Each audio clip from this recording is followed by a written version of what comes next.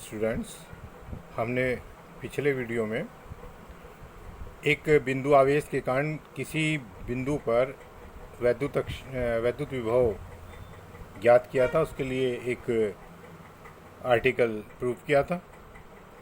अब हम और आगे बढ़ते हैं। बिंदु आवेशों के निकाय के कारण वैद्युत विभव, यानी कि एक स्थान पर, एक निकाय में, एक सिस्टम में बहुत सारे आवेश हैं।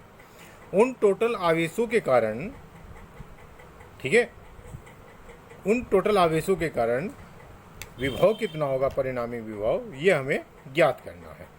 तो इसके लिए हम क्या करेंगे, वैद्युत विभव एक अदिश राशि है, ये हम पीछे चर्चा कर चुके हैं।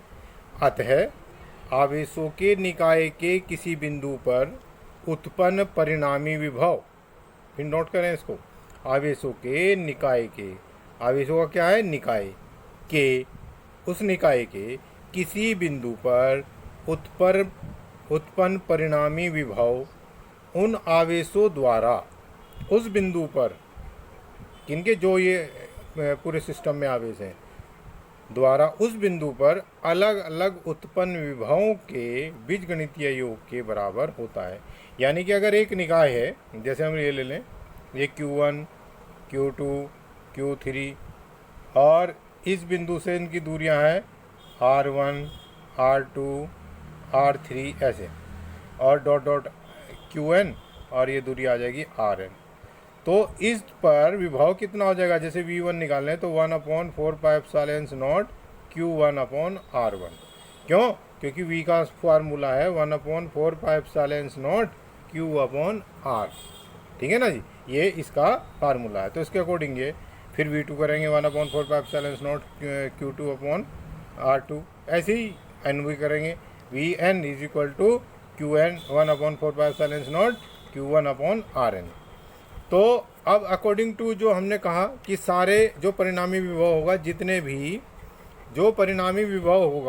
जितने भी विभव आएंगे, सबको हम क्या कर देंगे, ऐड कर देंगे, बीजगणितीय योग करेंगे सबका। बीजगणितीय योग का मतलब निशान के साथ योग करना, ठीक है। माना किसी निकाय में आवेश Q1, Q2, Q3, ये चित्र भी बना सकते हैं, स्थित हैं।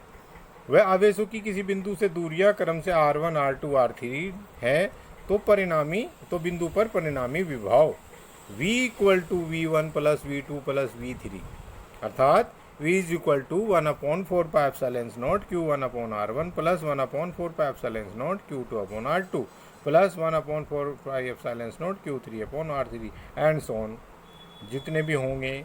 सब में से 1/4πε0 कॉमन आ जाएगा, Q1/R1 + Q2/R2 + Q3/R3 डैट।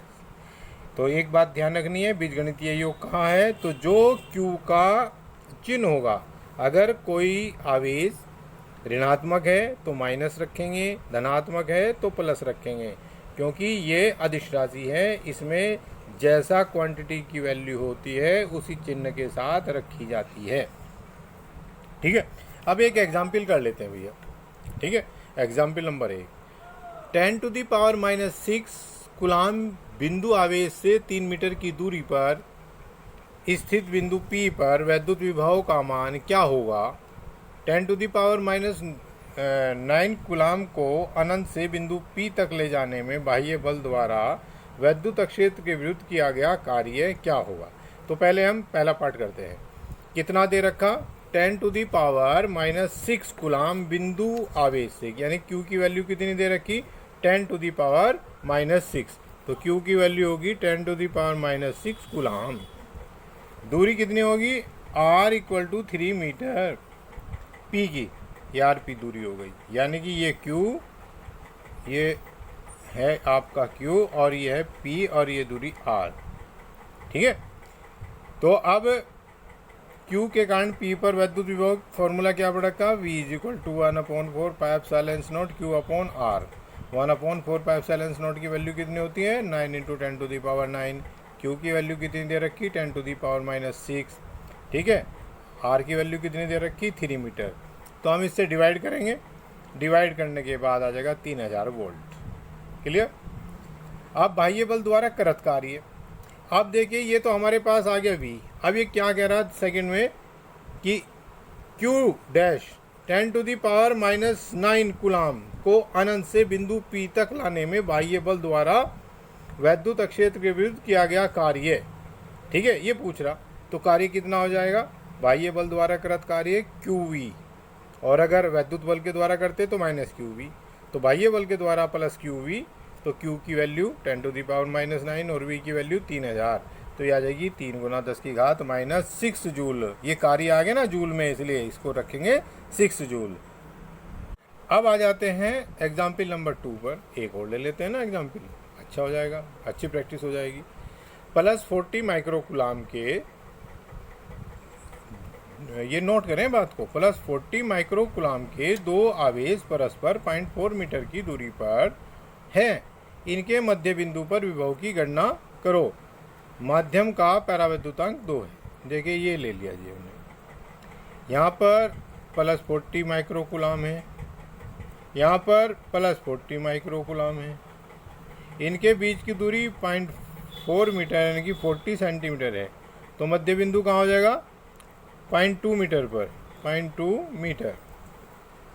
देखिए विभव में कोई भी डायरेक्शन नहीं होती, ठीक है, इसलिए, और दोनों प्लस हैं, तो इसलिए ये V1 ये V2 दोनों जुड़ जाएंगे। जब भी हम कहीं लिखेंगे तो निशान सहित जोड़ दीजिए। तो दोनों आवेशों के मध्य बिंदु पर विभव 1/4πε0 के इसलिए क्योंकि परावैद्युतांक 2 दे रखा है, Q1/R1 + Q2/R2। Q1 और Q2 दोनों 40 माइक्रो कूलाम है, यानी कि 40 × 10⁻⁻6 कूलाम। और R1 R2 क्योंकि ये मध्य बिंदु पर निकालना है तो 0.4/2 0.2 मीटर, और K = दे रखा है 2। तो फॉर्मूला लगा देंगे, V = 1/4πε0, K की वैल्यू 1/2, और अंदर Q1 की वैल्यू 40 × 10⁻⁻6/0.2 प्लस Q2 की वैल्यू 40 × 10⁻⁻6/2। ठीक है, इसकी वैल्यू रख देंगे 1/4πε0 की वैल्यू कितनी होती है? 9 × 10⁹। ठीक है ना जी। और ये देखिए यहाँ पर आपका 40 × 10⁻⁻6/0.2, एक ये और एक ये 2 हो जाएंगे, तो 2 × 40 × 10⁻⁻6/0.2। नीचे 2 से 2 कट गया। ठीक है, पॉइंट लगाया, एक 10 रख दिया, पॉइंट उड़ाया, और 2 से 40 को काटेंगे 20 आ जाएगा। कैलकुलेशन करेंगे तो 18 × 10⁵ या 1.5 × 10⁻6 वोल्ट। अब नॉलेज के लिए कुछ और मात्रक हम इसके V के लिखेंगे। देखो V = होता है W/Q। ठीक है ना जी। W को हम CGS मात्रक में अर्ग लिखते हैं और कूलाम को स्टेट कूलाम लिखते हैं। ठीक है, तो ये क्या आ जाएगा? 1 अर्ग/ स्टेट कूलाम हो जाता है 1 स्टेट वोल्ट। स्टेट लिख दिया बस, वोल्ट।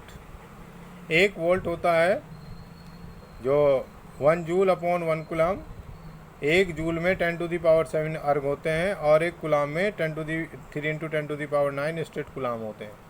तो 1/300 स्टेट वोल्ट, यानी कि हमने 1 वोल्ट को बता दिया है कितने स्टेट वोल्ट के इक्वल होगा।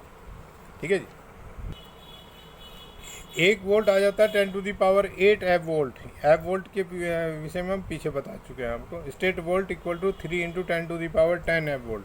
तो ये जितनी भी हमारी यूनिट्स हैं सबको ध्यान में रखना चाहिए अच्छे बच्चों को, इससे बहुत बेनिफिट होता है। अब चर्चा करते हैं पृथ्वी का विभव। देखिए, जिस प्रकार किसी स्थान की ऊंचाई समुद्र तल से नापी जाती है, ठीक उसी प्रकार किसी वस्तु के विभव के माप पृथ्वी के विभव को 0 मानकर की जाती है। पृथ्वी का विभव कितना मानते हैं? 0।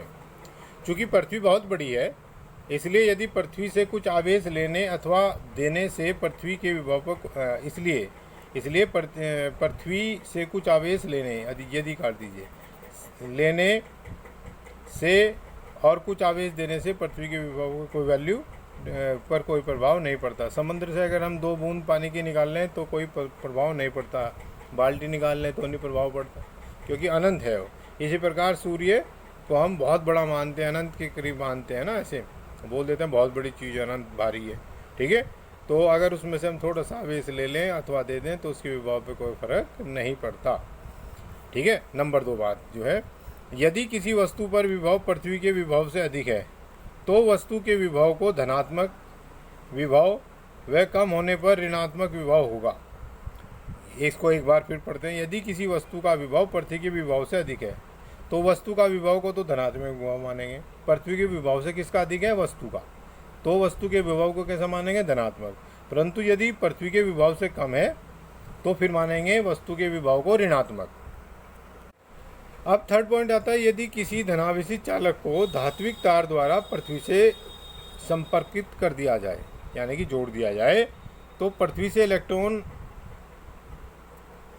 इलेक्ट्रॉन आकर चालक को आवेश रहित करके उसे शून्य विभव पर ले जाते हैं। यानी कि इलेक्ट्रॉन कहाँ से निकलेंगे? जो कम विभव का होगा उधर से इलेक्ट्रॉन अधिक विभव की ओर आते हैं, ठीक है, तो उस तरफ आ जाएंगे और उसे शून्य विभव पर ले आएंगे, ठीक है, इतने आ जाएंगे कि उसे शून्य ही कर देंगे। इसके विपरीत यदि किसी ऋणावेशी चालक को धात्विक तार के द्वारा पृथ्वी से संपर्कित कर दिया जाए तो चालक से इलेक्ट्रॉन पृथ्वी में चले जाते हैं, ठीक है। कब? फिर उसे शून्य कर देते हैं, यानी कि जब तक जाएंगे जब तक कि दोनों का विभव, पृथ्वी का विभव और वस्तु का विभव समान ना हो जाए। देखिए हमने दिखा रखा, अर्थिंग को हम ऐसे दिखाएंगे। ये एक धनावेशित वस्तु है, तो जब हम अर्थिंग करेंगे इसको तो इधर से इलेक्ट्रॉन निकलने शुरू होंगे और इस पर जाना शुरू हो जाएंगे और इसे क्या कर देंगे? उदासीन करते चले जाएंगे जब तक आएंगे जब तक कि इसका विभव शून्य न हो जाए। और ऐसे ही इसका ये नेगेटिव है, देखिए, ठीक है, इससे इलेक्ट्रॉन पृथ्वी में जाने लगेंगे। कब तक? जब तक कि इसका विभव शून्य न हो जाए। तो डियर स्टूडेंट्स, आज हमने यहाँ तक सीखा है और नेक्स्ट वीडियो में और अधिक बढ़िया सामग्री के साथ प्रस्तुत होंगे आपके सामने। तो थैंक यू, धन्यवाद।